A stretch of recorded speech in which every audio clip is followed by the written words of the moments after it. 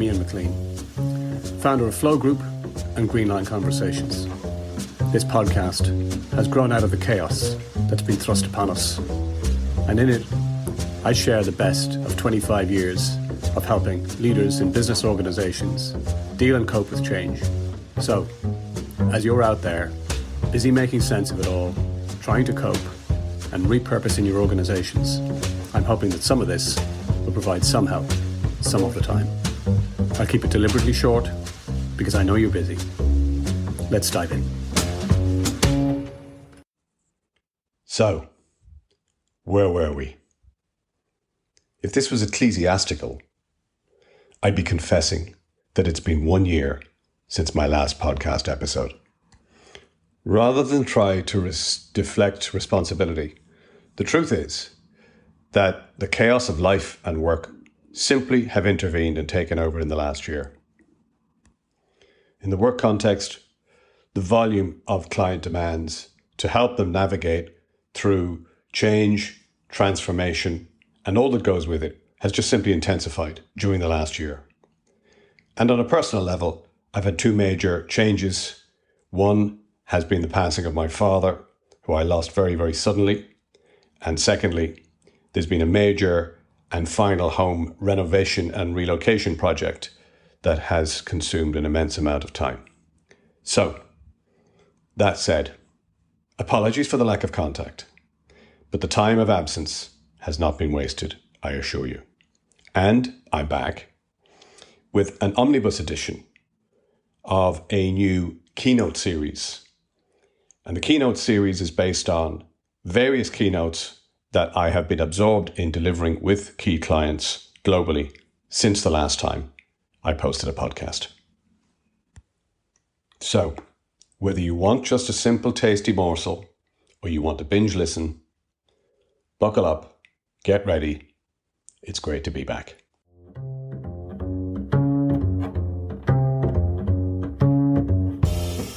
It's always struck me as peculiar that we're born without all the answers, we die without all the answers, and yet we spend most of our lives in between looking for certainty. You see, uncertainty, chaos, and disruption are an integral component of change. And change is the most natural order of things. Everything changes. The seasons change, the tides change, the kids change, every cell in your body changes. There isn't one cell in your body that was the same cell 7 years ago. Fashions change, priorities change. In fact, nothing remains the same. Chaos and uncertainty are not new. The VUCA world emerged during the 1980s in the aftermath of the Cold War through the American Military Academy. Go back 200 years earlier to the early 1700s and you'll find that John Keats, no less, was talking about what he described as negative capability, which is the ability for a man to be in uncertainties, mysteries, and doubts. So why is it then, if chaos is part of change, which is the natural order of things, and it's been with us for generations and centuries, probably for all time, how is it that the most common refrain that I've heard in 30 years of working with leaders and managers globally is something like this: I can't wait for this project or this transformation to be over so that we can get back to normal.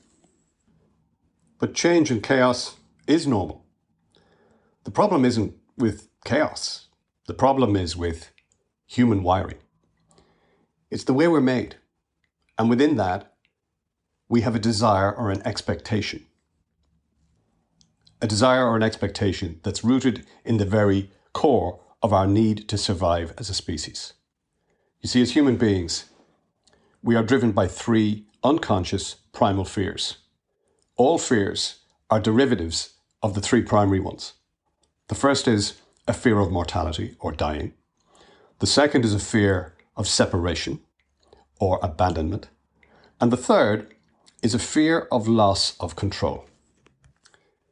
And it's this third fear of losing control that gets triggered, and as change accelerates around us, as it does, then fears exacerbate. The chaos room, as it's described by Klaus Jensen in his 4 Rooms of Change, is just part of the natural cycle that functional human beings go through. But what it's characterized by is confusion, more questions than answers, and a feeling that the past as we knew it is gone and is not returning, and we have no full visibility or understanding of the future. So what it creates in us is a feeling, and that feeling is discomfort. So the problem isn't with the chaos and the disruption or the uncertainty. The problem is with the fact that we've got a prehistoric human wiring, psychologically, that needs to operate in a fast-paced, ever-changing 21st century digital world. So having identified the problem, what is it that we can now do about it in a meaningful way as leaders, responsible for leading our own transformations in our own lives and in the work and lives of others? Well, the first thing that great leaders do, whom I've worked with, is that they firstly observe and acknowledge the feeling and recognize that it's natural. It's information. And it's also an understanding of this is part of a natural cycle, and it's where things need to be and where they should be. And if I feel a discomfort, it's exactly what I should be feeling at this point. And that I get to be okay with not feeling okay. You need to recognize that just like any other transition, nothing lasts. Even the feeling of discomfort, it eventually turns into something else. So if we acknowledge the feeling of discomfort and realize that it's okay and it's natural and it's where we should be, what do we do in the time before it transitions into something else? Well, the first thing is we need to retain our own composure. Because during this time, everybody else is going to be looking to you. And in times of turbulence and uncertainty, nobody needs a nervous pilot. And the second thing to realize is that this is simply a stepping stone to something better. All growth, physical, psychological, spiritual, all growth is on the other side of some discomfort. Discomfort is simply the price that you pay in advance for moving on to the next level. Think about the major advances that you've made in your life, the really big ones. I'll bet that when you look at it and examine it, it was something that at the time was triggered by adversity that gave you the greatest teaching, the greatest learning, and the greatest instruction. The truth is, we learn more from adversity than we do in prosperity. Working with corporate organizations in the world, one thing I've noticed is that this insight triggered by the whole COVID epidemic and the whole COVID experience has begun to become properly recognized and have currency in organizations and how they behave, to a point where one of the largest, most well-known tech companies on the planet have installed into their ways of working and their value system the value of embrace change and look for the opportunity. The upshot is that now, instead of the workforce focusing on the change and how awful it is and the implications and how it's never going to be the way it was and focusing their energy in that direction, instead, the expectation is that the energy will be focused on how we can leverage the current situation and what we can gain from it and how we can move through it and forward to something even better. That's a complete departure from what normally, naturally happens with the human condition.